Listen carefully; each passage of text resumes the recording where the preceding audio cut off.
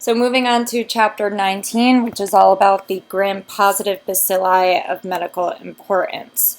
So we are going to start off with first the bacteria that are gram-positive, bacilli that can form spores, and then I will move on to the non-endospore formers and end with those that have more irregular shapes associated with them and also staining properties. So this would be potentially pleomorphic or acid-fast, for example.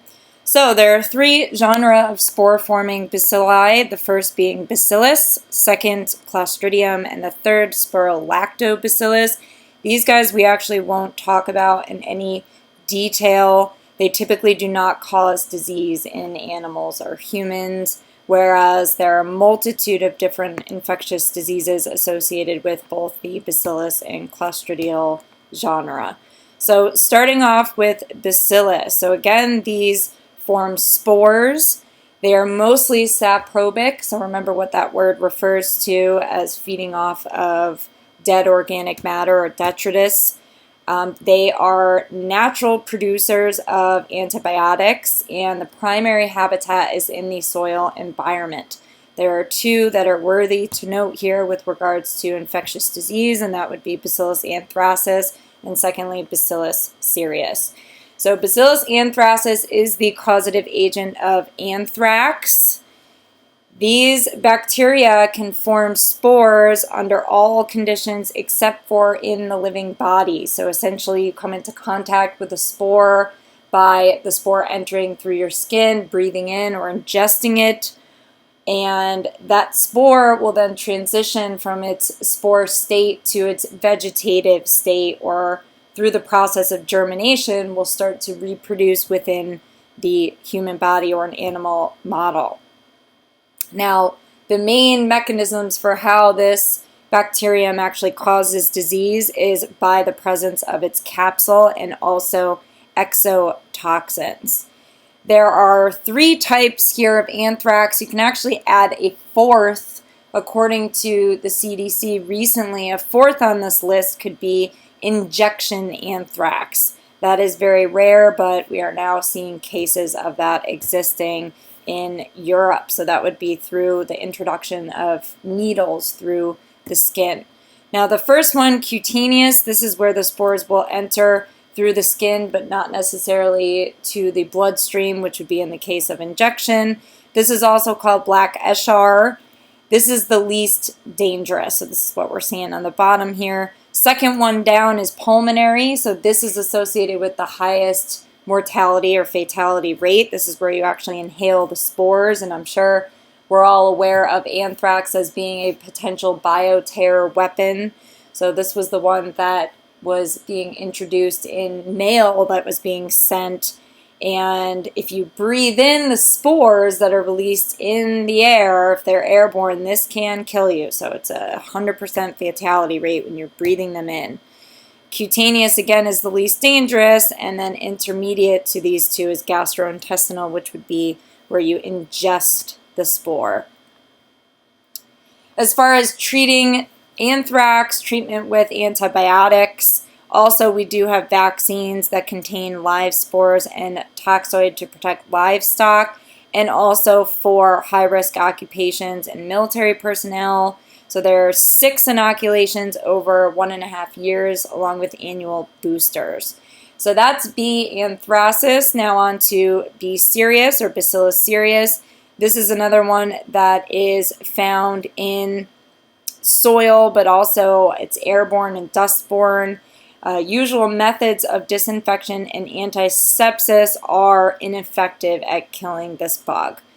This is one that can grow in foods, and the spores will survive cooking and reheating. So again, it's the toxin that will cause nausea, vomiting, cramping, diarrhea. This is one that's associated with a 24-hour food poisoning bug. There's no treatment, so hopefully within 24 hours these symptoms will go away. And it seems that this has been increasingly reported in those who are immunocompromised or immunosuppressed. So B. anthracis, B. cereus. Now moving on to Clostridium. So again, these form spores. They're anaerobic, unlike Bacillus that are aerobic.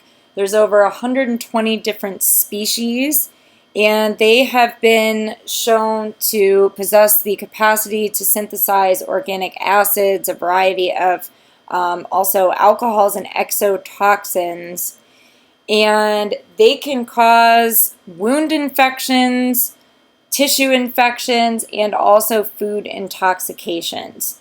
And I'm not sure if anyone has heard about the link between Clostridial food poisoning and multiple sclerosis, but this was a really curious finding that came out that has actually linked cases of food poisoning associated with C. perfringens and also an increase in blood-brain barrier permeability and demyelination, which are two kind of hallmark characteristics of MS.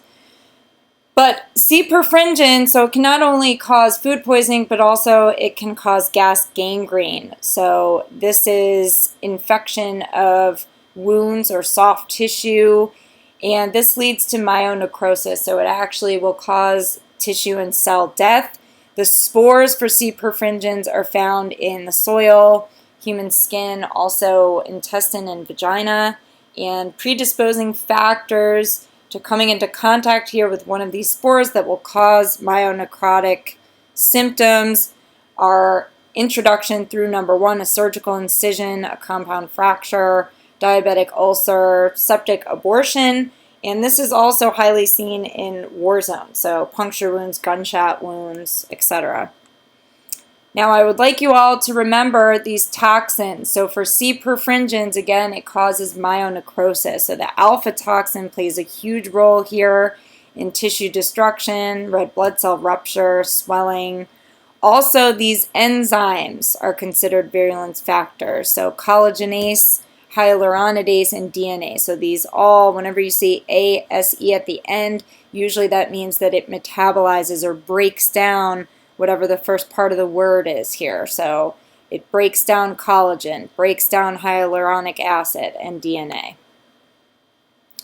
Now, as far as the pathology of C. perfringens, what happens here is that the bacterium will ferment muscle carbohydrates. That's why it's called gas gangrene, because that will result in the formation of gas and further tissue destruction.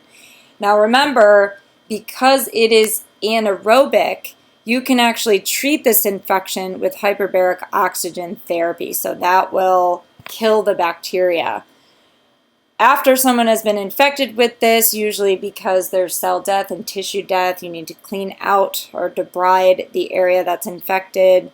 And also, in some cases, it may require amputations or removal of the actual tissue to prevent further spread of the infection. There's no vaccine available here. Also, we have another species within the Clostridial genus, that would be tetani. This is the causative agent of tetanus. Common name for this is lockjaw. This is another one that's found in the soil and GI tracts of animals, and it's most commonly associated with the elderly, also IV drug abusers, and neonates in developing countries. Now, the spores will enter through either an accidental puncture wound, a burn, umbilical stump, frostbite, also in the case of car accidents, crushed body parts.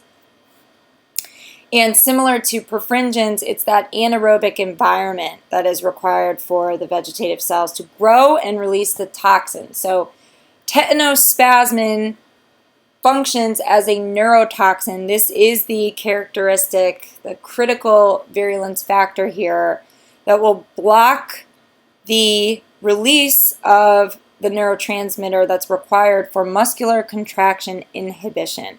So basically, all of our muscle cells have contraction and relaxation phases.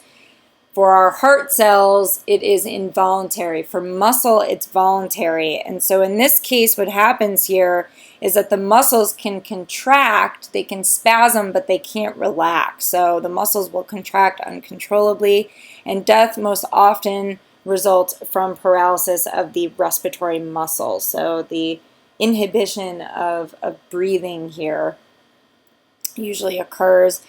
And this is just a picture here of a case of neonatal tetanus, so against that uncontrollable muscle spasming from the tetanospasmin.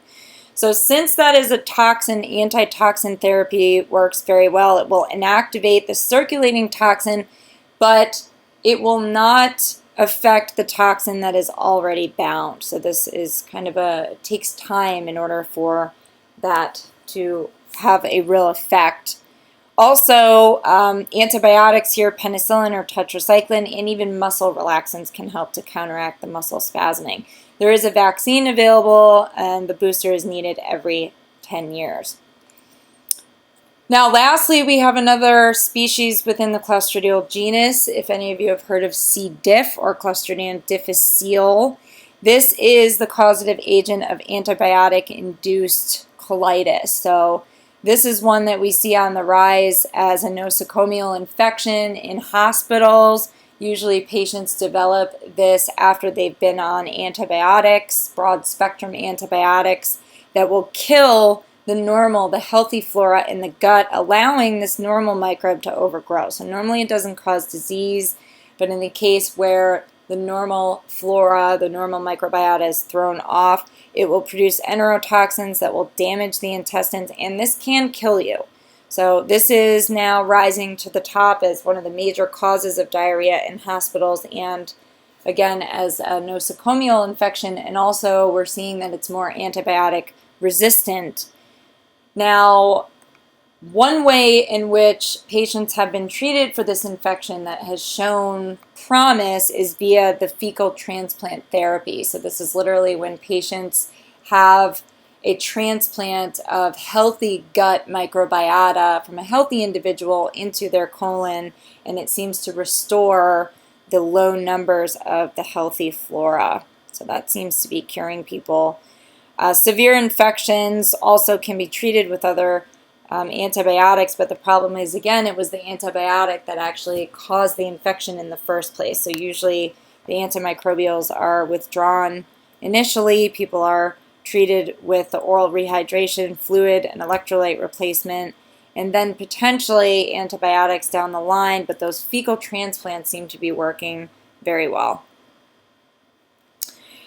Also, we have botulinum, which is the causative agent of botulism, and C. perfringens can cause food poisoning along with gas gangrene. So for Clostridium botulinum, it's the botulin toxin that serves as the major virulence factor here.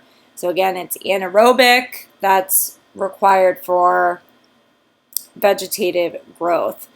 Now, the botulin toxin will block the release of acetylcholine. So unlike in the case of Clostridium tetani, where we saw that it blocked the inhibition or the relaxation phase, this actually blocks contraction. So in this case, the muscles are constantly in that relaxed state, and usually patients have double or blurred vision, difficulty swallowing, also neuromuscular symptoms. And this is one that is notoriously spread via contaminated canned food. So that's why the commercial canned foods are treated with an autoclave machine to ensure that the spores are actually destroyed.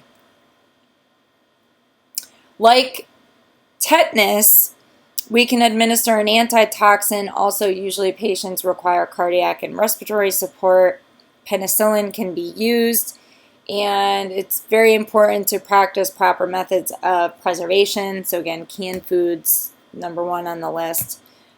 So in the past now, we've actually, due to cases of botulism in the past, now we add preservatives to canned foods, and also they undergo that strict cycle of autoclaving. So very high temperatures, moist heat, and that seems to do the trick. Now, C. perfringens along with gas gangrene can cause food poisoning. It's the toxin that is the major virulence factor. It will act on epithelial cells, cause pain, diarrhea, and nausea.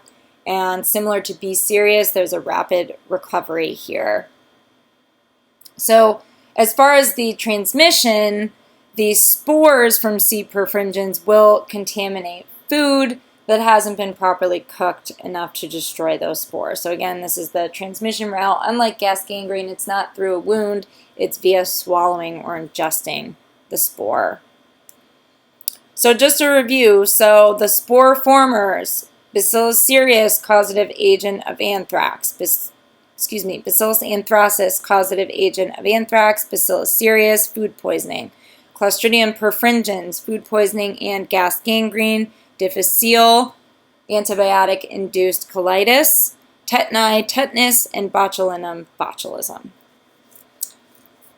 And now moving on to the non-spore formers. So Listeria monocytogenes is another gram-positive bacillus, but this is a non-spore former.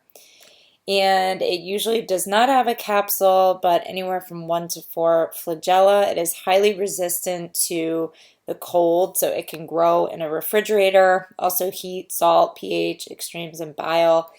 And part of its virulence is attributed to the ability of it to replicate in the cytoplasm of the white blood cells. So this actually avoids the native immune response. And this microbe is the causative agent of listeriosis. So this is a food poisoning, mostly associated with dairy products, poultry, meat. So lunch meat that has been sitting in there for a while and maybe slimy could potentially be contaminated with this bacteria, often causing mild or subclinical disease in normal adults, but in immunocompromised, also very young, this can affect the CNS, resulting in a 20% mortality rate.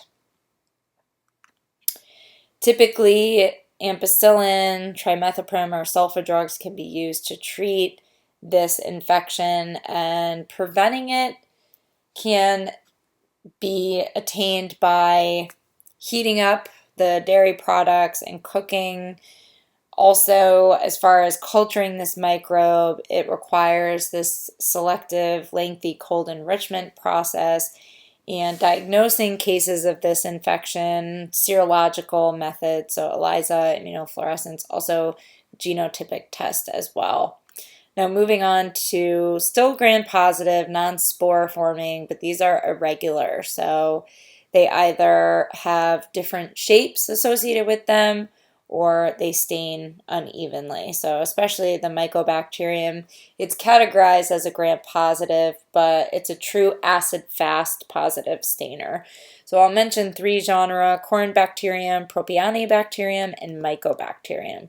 So the Corynebacterium diphtheriae is the causative agent of diphtheria, and it's good to remember here that this is one exception out of the long list of bacteria that we'll talk about this semester that exhibits pleomorphic shapes, so many different morphologies, and also stacks of bacilli. So this would be a palisade and also granule arrangement. Now, as far as the epidemiology, typically healthy people can carry this, but may have the potential to actually spread it. So it is acquired via respiratory droplets from these carriers or from actively infected individuals. In most cases, we see in non-immunized children living in crowded, unsanitary conditions. So most telltale sign here is the formation of the pseudomembrane. So this is a grayish-whitish membrane on the back of the throat, and this would be reflective of a local infection. So this causes upper respiratory tract inflammation, sore throat, nausea, vomiting, swollen lymph nodes, and this can cause asphyxiation. Also, the second stage here with the release of the diphtherotoxin can target the heart and the nerve. So this would result in the toxin being present in the blood or circulating in the bloodstream. Now, as far as diagnosing this, look for the presence of the pseudomembrane and swelling. Also, taking a little bit of that sample from the pseudomembrane and staining it. Also looking at the patient's history, and serological tests can find the presence of that antigen via the antibody-antigen complex. Antitoxin can be delivered, also penicillin or erythromycin, and there are vaccines that are available to prevent it. So it's part of the DTaP vaccine series. Next genus that, again, is gram-positive, non-spore-forming irregular bacterium is Propionibacterium acnes. So this is the causative agent of acne, and it is a common resident of the sebaceous glands or the oil-producing glands. Doesn't seem to produce any toxins, aerotolerant or anaerobic, and again can cause the skin disease known as acne. And then lastly, mycobacteria. So mycobacterium, they will stain gram-positive, but they are true acid-fast positive stainers. They produce catalase, and the most important thing to remember here is that they have mycolic acids. So mycolic acid takes up a good majority, 60% of the cell wall, and then we also find peptidoglycan. But this mycolic acid will give the cell wall a waxy texture. And this will allow the cell wall to retain carbonyl fusion during the staining process. It grows very slowly, and also they do not form capsules, flagella, or spores. So here's a long list of different species here, tuberculosis being the most prevalent, causing disease in humans. Also bovis, this can cause similar to TB, but also has been used as a source for a vaccine. And then leprae, we'll talk in more detail about, as the causative agent of leprosy. So for Mycobacterium tuberculosis, also known as the tubercle bacillus, does not produce toxins or enzymes that would contribute to its pathology. But as far as the virulence factors, these complex waves and cord factors that prevents destruction by the white blood cells or lysosomes. As far as the epidemiology, predisposing factors include inadequate nutrition, also debilitated immune system, poor access to medical care, or previous lung damage, and also there may be a genetic predisposition to it as well. And this is just astounding here. It's estimated that a third of the world's population and 15 million people in the US actually carry it. And the highest rate is in recent immigrants. It's very resistant. We're seeing a lot of multi-drug resistant strains, and it is easily transmitted by airborne respiratory droplets. There's 3 different stages here. So primary, secondary, and then disseminated. And disseminated has a very grave prognosis. So in the case of primary, the ID is 10 cells. And also what happens here is that after 3 weeks, the immune system attacks, forming these tubercules. This is why it's called tuberculosis. And granulomas consisting of a central core containing the bacilli surrounded by white blood cells. And this is called a tubercle. If the center of this breaks down, this will form a caseous lesion, and this will then calcify. So this is why following the Mantoux test or the PPD to diagnose cases of TB, if it's a positive result, then an X-ray can be followed up to look for calcifications in the lungs. Now, secondary TB would be a case where the patient doesn't recover from primary, and reactivation of bacilli can occur.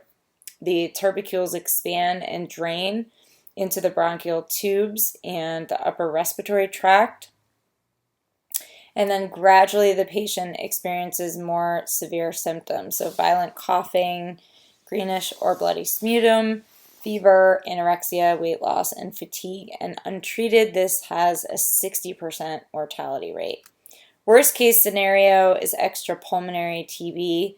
So this would be during secondary TB, the bacilli disseminate to the regional lymph nodes, also the kidneys, long bones, genital tract, brain, and meninges, and these complications are associated with a very grave prognosis.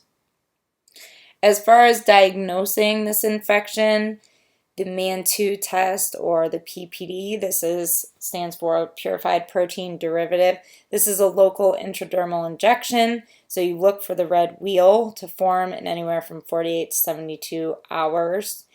And on the bottom here, you could see it's positive if a person is in category 1, or 10 to 14 millimeters if they are in category 2, or bigger than 15 millimeters if the person is in category 3. So there are a set of guidelines to indicate the result based on the size of the wheal, and then also category depending upon specific population factors. So you'd look for the bleb developing. And then follow-up tests would be x-rays. So you would look to see if there are those caseous centers or calcifications in the lungs. Also taking a sample of sputum and acid-fast staining it to look for the presence of red bacillus, and also culturing it in the lab. Remember, it grows very slow, and other biochemical tests can be conducted as well. Typical drug that's used here is isoniazid, referred to as INH, but there are a ton of drugs that are being thrown at patients that have TB, and a lot of them are showing resistance. It's a lengthy treatment scheme, 6 to 24 months of at least 2 drugs from a list of 11. There is a vaccine based on a strain of Mycobacterium bovis that's used in other countries. And then lastly, we have Mycobacterium leprae, which is known as the leprosy bacillus. It causes leprosy, or Hansen's disease.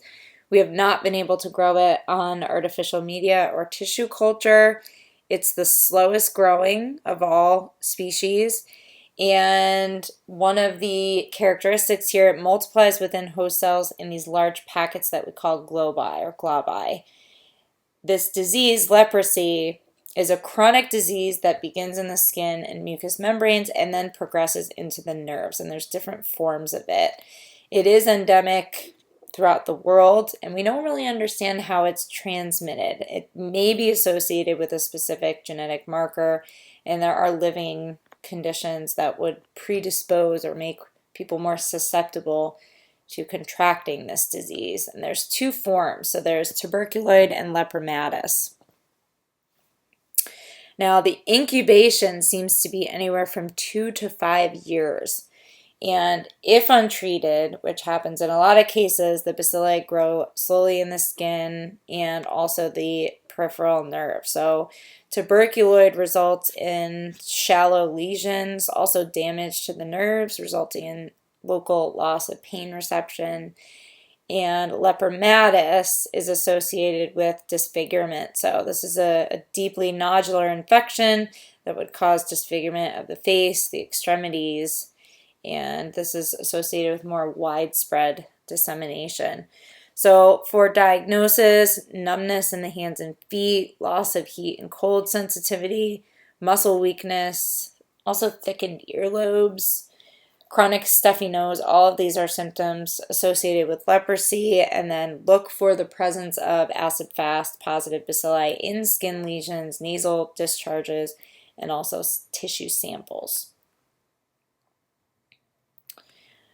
Many different antibiotics can be used to treat this infection, and the World Health Organization has been sponsoring a trial vaccine.